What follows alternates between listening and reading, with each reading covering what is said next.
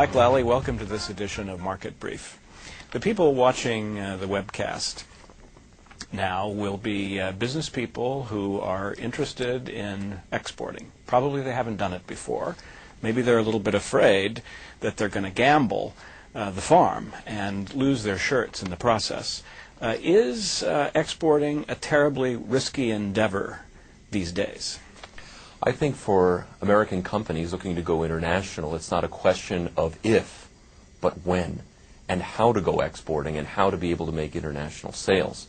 Right now we see with globalization and the use of the internet that we see that our goods and services have demand across the world. And I think the important thing is that there's resources out through the U.S. Commercial Service, through our global network, to make that job a lot easier for you as an exporting company. Isn't it true with all of the business-to-business and business-to-consumer e-marketplaces these days that anybody can be engaged in international business? Some of the viewers might already be, but don't know it. You'll find that with the internet, it's getting much more easier to get your product out into the global marketplace.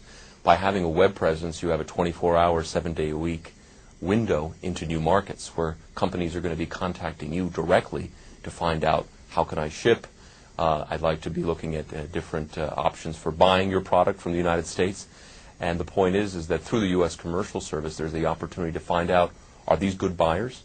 Are these people that I can work with? Do they have the kind of sales presence in the overseas markets that I'm looking for? And again, those resources can be there by the U.S. Commercial Service to help find those buyers. Before taking the plunge into exporting, what should a business be aware of? What kinds of things should they ask themselves before taking that plunge? It's a very good question. Small companies and large companies really always have to do an internal assessment. Am I structured? Am I ready to go international? Look at your product and service lines. Are they successful domestically? Are they ready to go international? How am I structured internally? How are my banking relationships? Is my bank positioned to handle letters of credit and to take me internationally? What about my own internal personnel and human resources position? Do I have the right mix of people who have the skills, who have the long-term vision to take my company international? And finally, what's my management commitment? Is my top management, is my boss ready to take the time, take the effort, and invest the resources to help our companies to help the company go international? Importantly, I think there is that working with the U.S. Commercial Service, you have the opportunity to do that internal assessment and then make the decision of what markets are right for you. You've outlined a very comprehensive approach about going global. Are there some preliminary steps that a business can take without going whole hog? Absolutely. I think you have to basically, in terms of understanding your own company, how do we want to look at exporting? Is there going to be an exporting marketing program and a strategy? Or do you really want to say, hey, look, I'd like to explore this market in Asia or in South America? We offer solutions for companies through the U.S. Commercial Service that can identify a distributor, identify a potential agent or a partner overseas that can basically be that first initial plunge into the market and to understand if it's right for you. In addition to the U.S. Commercial Service, are there other resources out there for a small business that will help exporting be easier for them? Well, global supply chain management has become a really important and hot topic because we're finding that in a very fast cycle of goods throughout the world, it's very important how you move your goods. Through the U.S. Commercial Service, we maintain relationships with freight forwarders and shippers and others to basically understand how best to ship your good and how that can be done in a cost-effective manner. We maintain a corporate marketing agreement with FedEx that basically provides that kind of service, advice, and counsel for companies looking at good shipping and logistics options. The same is true in banking relationships. If you're looking at legal advice, our offices throughout the country, especially in the service areas that we provide, maintain these relationships with these very important pillars of doing international business, whether it's legal, banking, shipping and logistics, and transportation solutions. Can you give us an example of a small company that may have been a little bit tentative in their desire to export, but who you helped go through the various steps from the very beginning to a successful transaction? Recently, we've engaged with a company in the Philadelphia area that was looking to take its what was called a cosmeceutical international.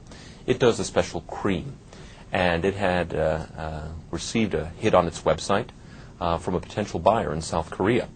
This small company had never had international experience before, and they called us up. We had received a referral through one of our partner organizations, and we went out and visited with them. And they had explained that they had some initial concerns as to whether or not this Korean buyer was reputable. Did they have the money that they said they did, and did they have the points of sale that they said they did? We agreed to contact and engage our office in the American Embassy's commercial service in Seoul, in South Korea. What they did was our Korean colleague there invited their Korean counterpart in to understand more about the company.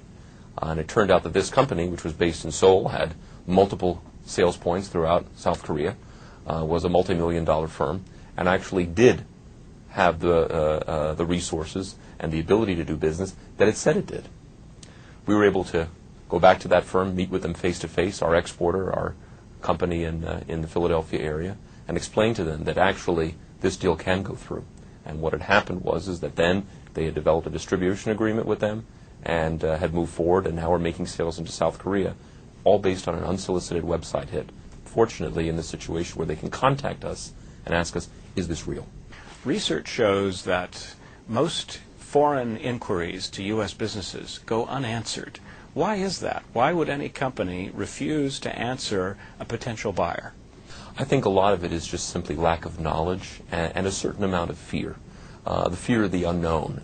Is this company in Asia, South America, Europe, are they reputable? And really not understanding what are the resources out there where I can check that firm and understand, should I even be looking at it? There's some legitimate reasons as well. Maybe this company from overseas is price hunting and price shopping to see if its good and service is competitive. But I think the important thing to take away from that is that through the U.S. Commercial Service, we have the opportunity to contact our offices, understand who that buyer is in that given market, develop the bona fides, and then come back to you so you can make the business decision about whether or not to quote the article or quote the bid and then carry through with the actual transaction. You've talked about some of the challenges for small businesses going international for the first time. What are the benefits?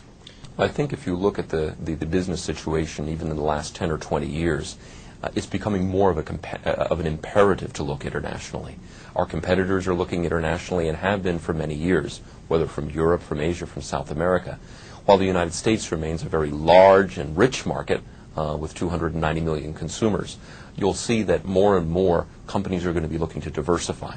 And what I would say to small companies looking to go international, do you feel comfortable right now with your customer mix, or would you rather have some more diversification? The answer is probably yes. And the opportunities really are great, whereas you might find a situation where your growth might be plateauing in a North American market. Have you considered what in Asia or in South America, where that product might never be introduced, and you might not have a competitive situation because it would be brand new? So by thinking broadly, you're answering the question, yes, I must be international, not whether I should be international. Mike, I want to thank you very much for being here today. Thank you, Doug.